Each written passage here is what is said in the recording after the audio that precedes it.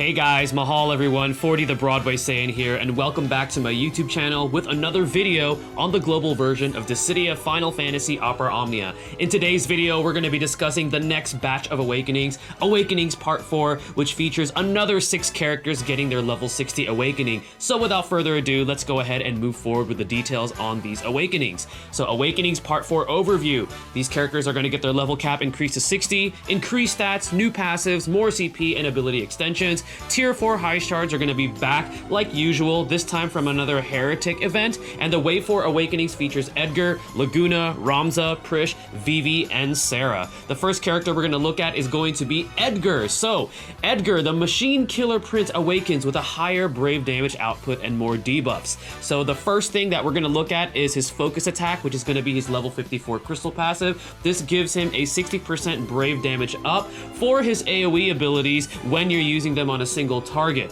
His second passive that he's going to be getting is at level 55, which is Auto Crossbow Extend. This now grants him 2 additional uses to Auto Crossbow. The overall brave damage on this ability is now at 150% with a lowered action delay, but if you're using this on machine enemies, it's going to be at 230%. It now also inflicts the Sap debuff for 4 turns, and Sap, remember, reduces the target's brave by 10% of Edgar's max brave.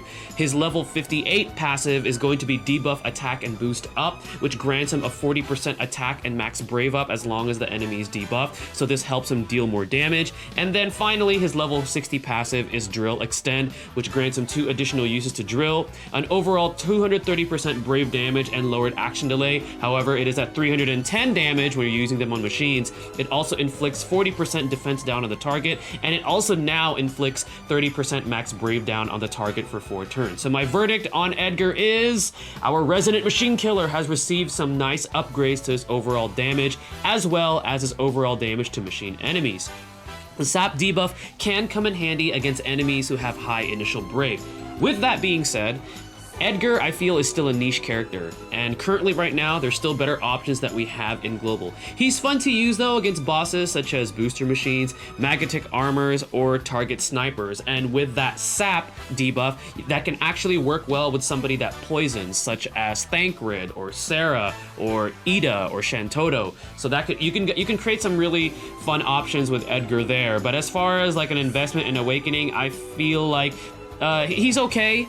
If you have the crystals for him or the high shards for him, by all means go ahead. But compared to the rest of the cast, he's still not stacking up quite to them. Alright, the next character we're going to be looking at is going to be Laguna, the man with a machine gun. So, the man with a machine gun awakens with an even stronger AoE debuffs and a brave battery this time to support the party. His level 54 passive is called Start Speed Up, so he gets a speed up by a small amount for 3 turns at the start of the battle, and this is great and helps him out a lot because he's normally of the slow speed tier, but with that speed up, he can actually inflict those debuffs a lot sooner, especially if you're like fighting like a really tough boss and you want to inflict those debuffs. His next crystal passive at level 55 is going to be Grenade Extend.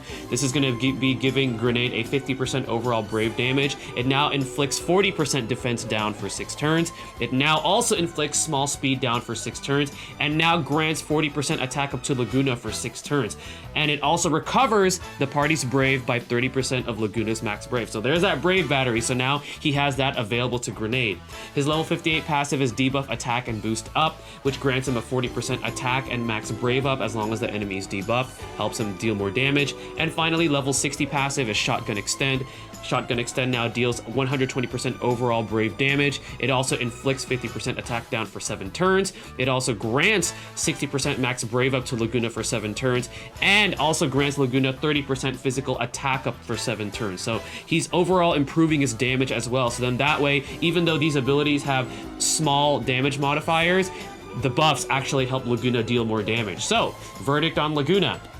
Laguna's usefulness has become quite apparent, even more so with his level 60 Awakening. So with those higher percentages on his debuffs and self-buffs, as well as the ability to act as a brave battery, he's a great investment, I feel, for blue high shards. The only downside to Laguna is whether you should invest those high blue shards on a strong debuffer or the coming of Kate Sith, who is by far going to be a very strong offensive support. So that's the only issue here with Laguna. He has a pretty good awakening. It's just that we know that Kate Sith is just around the corner. So if you have the blue high shards to spare for Laguna and still have enough for Kate Sith, then by all means, go ahead and awaken him. And nonetheless, he's a solid option to awaken should you need a strong debuffer. The next character we're going to look at, oh, it's Ramza, one of my favorites. Actually, one of the most overhyped characters, I feel like, when DFFOO first came out.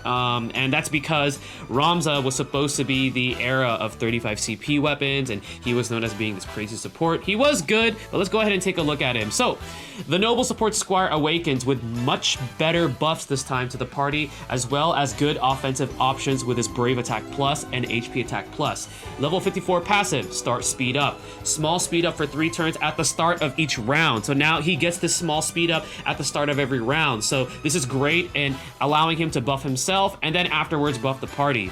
His Shout Extend, which is level 55, +1 use to Shout. The Shout unique buff now grants Ramza 60% attack up, 40% max brave up, and small speed up for 8 turns. And because it is a unique framed buff, this can stack with other offensive buffs. It changes his HP attack to HP attack plus, which HP attack plus recovers Ramza's brave by 70% of his attack before he deals that HP damage. So that's pretty good. His level 58 passive is buff base up, which gives him a 40% initial brave up to Ramza as long as he's buffed. And finally, he gets Galvanize Extend at level 60 crystal passive, +2 uses to Galvanize. Galvanize now grants the party 50% attack up and brave regen based on 60% initial brave, and it also grants 60% max brave to the party for 9 turns, and it changes Ramza's brave attack to brave attack plus, which brave attack plus now also recovers the party's brave by 40% of his attack, so it gives him a brave battery mechanic. So what is the verdict on Ramza? Ramza, there was a lot of hype around him back then being a strong support, but now he's back. And he's finally received some amazing upgrades to help your party offensively and also sustain them as well with that Brave regen. His Brave Attack Plus and HP Attack Plus will help him deal decent damage as well, and I feel like investment-wise, he is a solid choice for support. Now, the cool thing about him too is that I didn't mention here on the slide is that he uses yellow high shards, so he's not going to be conflicting with Kate Sith as far as that. Whereas, you know, Kate Sith, we've had Ash awaken, and then we have Laguna awaken. It's like, man, who am I going to use my blue high shards on? Well, at least Ramza uses yellow high shards, so you can have him awakened, and you can have Kate Sith awakened, and then you have 2 choices for some pretty good support for your party. All right, next character is going to be Prishe, another fan favorite here. So the Crazy Monk Woman is back with upgrade abilities to help her deal high amounts of damage. 54 crystal passive is buff boost. She gets a 50% max brave up as long as she's buffed. 1 punch extend is going to be her level 55 passive. She gets one additional use to 1-inch punch. It also is going to be giving 1-inch punch a 175 overall brave damage. Now, when her abilities transform, her Howling Fist Transfixion is going to have a 280% overall brave damage, and this time it follows up with HP damage afterwards. And then that backhand blow detonation is going to be at 320% overall brave damage, which also follows up with HP damage afterwards. So those are some pretty high damage modifiers on these abilities. Level 58 passive is buff attack, 50% attack up while Prishe is buffed. And finally, level 60 passive, spinning attack extend, +1 use to spinning attack, 160% overall brave damage for spinning attack, 320% overall brave damage when she has Howling Fist Fusion, and it also follows up with an HP attack afterwards. And then 320% overall brave damage for backhand blow detonation, which again follows up with HP damage afterwards. So the verdict on Prishe is, so Prishe for some time, when she first came out, she was a really popular and solid damage dealing unit. And then for a bit, she kind of fell off, especially with the early level 60 awakenings. But now that she's getting her awakening, she is back. And she has some pretty impressive brave damage upgrades. I mean, 320%, 220%, those are some pretty high percentages on her abilities, especially the transform variants. And then the added bonus of an HP attack at the end gives players a very fun damage dealing unit to invest in. Now, she's not as consistent or not possibly as consistent as Squall or Terra. The only reason why I say that is because she does need to take a turn to set those abilities up where she has access to those high damage modifiers as well as the HP attack. But overall, she's now great and she's a fun investment for your green high shards. So kudos to all of you Prishe fans. She's definitely getting a whole lot with her awakening.